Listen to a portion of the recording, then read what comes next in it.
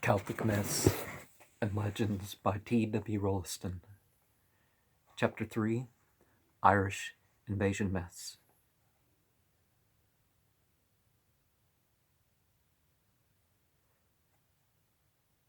Lairgnin flies from the place in horror, but the hermit prepares to administer baptism at once, as death is rapidly approaching them. Lay us in one grave, says Fionn Uala, and place Con at my right, and Fiacra at my left, and Hugh before my face, for there they were wont to be when I sheltered them many a winter night upon the seas of Moyle. And so it was done, and they went to heaven.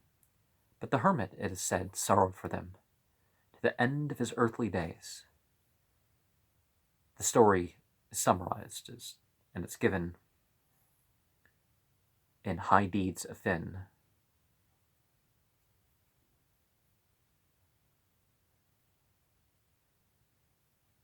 In all Celtic legend, there is no more tender and beautiful tale than this of the children of Lir.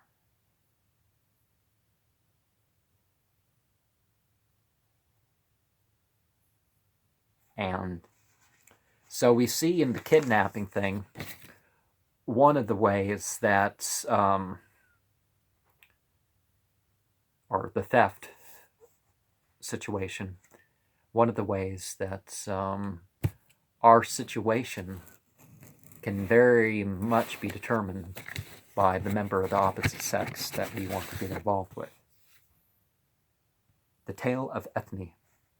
But the imagination of the Celtic bard always played with delight on the subjects of the transition tales, where the reconciling of the pagan order with the Christian was the theme.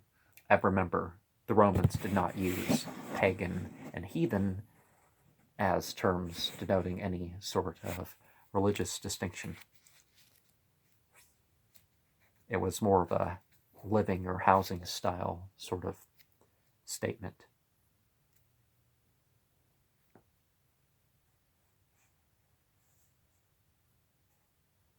The same conception is embodied in the tale of Ethne, which we have now to tell.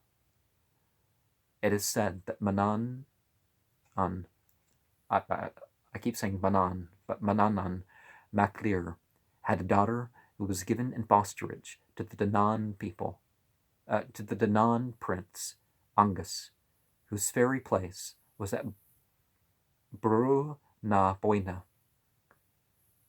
This is the greatest sepulchral tumulus, now called New Grange, on the Boyne. At the same time, the steward of Agnes had a daughter born to him, whose name was Ethne, and who was allotted to the young princess as her handmaiden. Ethne grew up into a lovely and gentle maiden, but it was discovered one day that she took no nourishment of any kind, although the rest of the household fed, as usual, on the magic swine of Manon,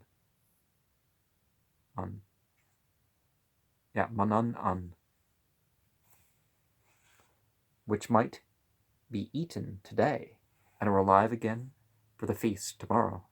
Manon was called to penetrate the mystery, and the following curious story came to light.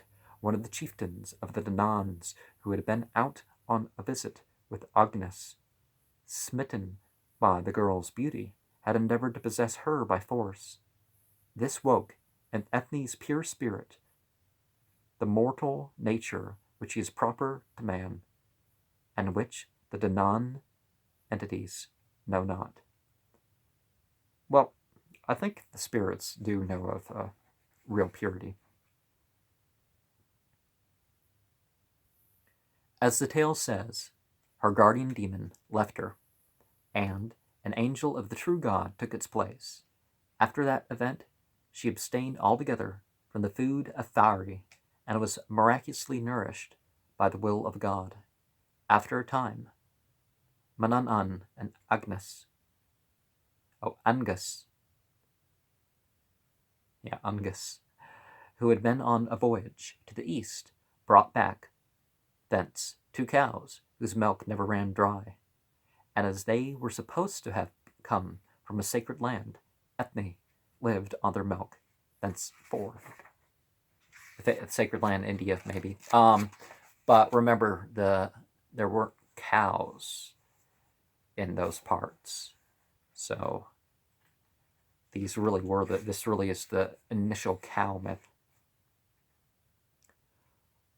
All this is supposed to have happened during the reign of Eramon, the first Milesian king of all Ireland, who was contemporary with King David at the time of the coming of St. Patrick. Therefore, Ethne would have been about 1,500 years of age. The Danann folk grew up from childhood to maturity, but then they abide, unaffected by the lapse of time. Now it happened one summer day that the Danann princess, whose handmaid, Ethne, went down with all her maidens to bathe in the river Boyne. When arraying themselves afterwards, Ethne discovered, to her dismay, that this incident was, of course, an incident of divine interest in her destiny, and that she had lost the veil of invisibility conceived here as a magic charm worn on the person, which gave her the entrance to the Danann fairyland and hid her from mortal eyes. She could not find her way back to the place of Angus, and wandered up and down the banks of the river, seeking in vain for the companions and her home.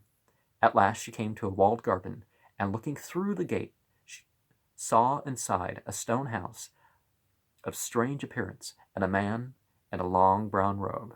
The man was a Christian monk, and the house was a little church or oratory. He beckoned her in, and when she had told her story to him, he brought her to St. Patrick, who completed her adoption into the human family by giving her the rite of baptism.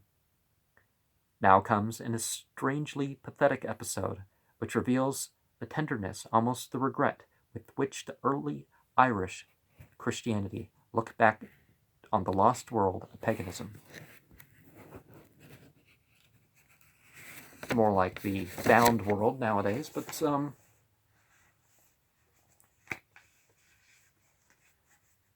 pagan until 1967.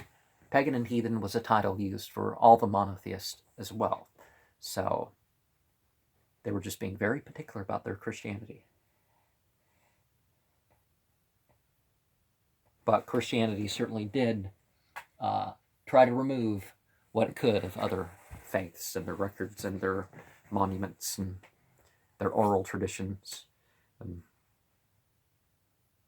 As Ethne was one day praying in the little church by the Boyne, she heard suddenly a rushing sound in the air, and innumerable voices, as it seemed, from a great distance, lamenting and calling her name.